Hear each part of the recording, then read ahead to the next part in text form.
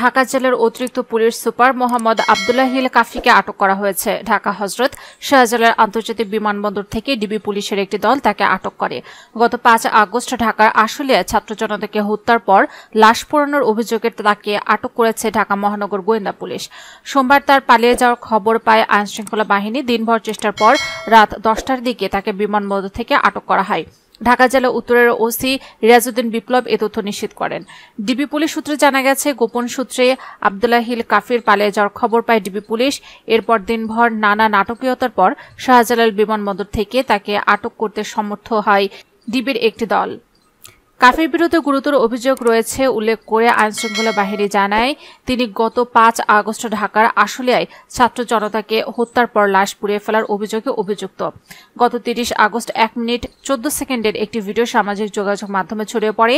এ ঘটনায় আলোচনায় আসে আব্দুল্লাহ হিল কাফির নাম। ভাইরাল ওই ভিডিওতে দেখা যায় পুলিশ সদস্যরা রাস্তা থেকে মৃতদেহ একটা ভ্যানে ছুঁড়ে ফেলছেন। এক পর্যায়ে ভ্যান স্তূপকার লাশ একটি প্লাস্টিকের ব্যানার দিয়ে ঢেকে দেন পুলিশ সদস্যরা।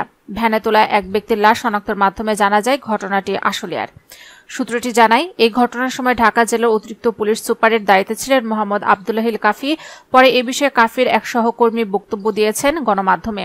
ঢাকা জেলা উত্তর গোয়েন্দা পুলিশের পরিদর্শক রিয়াজউদ্দিন আহমেদ বিপ্লব জানান, মূলত সেদিন আমরা কাফির নির্দেশে আসলে সড়কপথ অবরোধ করে অপারেশন চালাই। উল্লেখ্য, সামাজিক যোগাযোগ মাধ্যমে ছড়িয়ে পড়ে একটি ভিডিওটিতে দেখা গেছে, মাথায় পুলিশের হেলমেট, সাদা পোশাকের ওপর পুলিশের ভেস্ট পরা এক ব্যক্তি আরেকজনের সহায়তায় চাংদোলা করে নিথর এক যুবকের 2 হাত ধরে ভ্যানের ওপর তুলছেন। ভ্যানের ওপর আরও কয়েকটি নিথর দেহ স্তূপ করে রাখা। দেহগুলো থেকে ঝরে পড়া রক্তে ভিজে গেছে সড়কের কিছু অংশ। বিছানা চাদরের মতো একটি চাদর দিয়ে তাদের ঢেকে রাখা হয়েছে। পাশে পুলিশের হেলমেট, ভেস্ট পরা আরও কয়েকজন দেখা যায়। 1 মিনিট 14 সেকেন্ডের ভিডিওটি সাফারের আশুলিয়া থানা সংলগ্ন এলাকায় বলে দাবি করছেন অনেকে।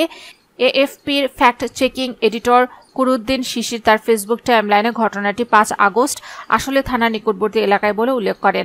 5 আগস্ট বিপুল জনরোষের মুখে পতন হয় ক্ষমতাসীন আওয়ামী লীগ সরকারের। সরকার পতনের 3 সপ্তাহ পর ভাইরাল হওয়া ভিডিওটির সূত্র ধরে তাকে আটক করা হয়।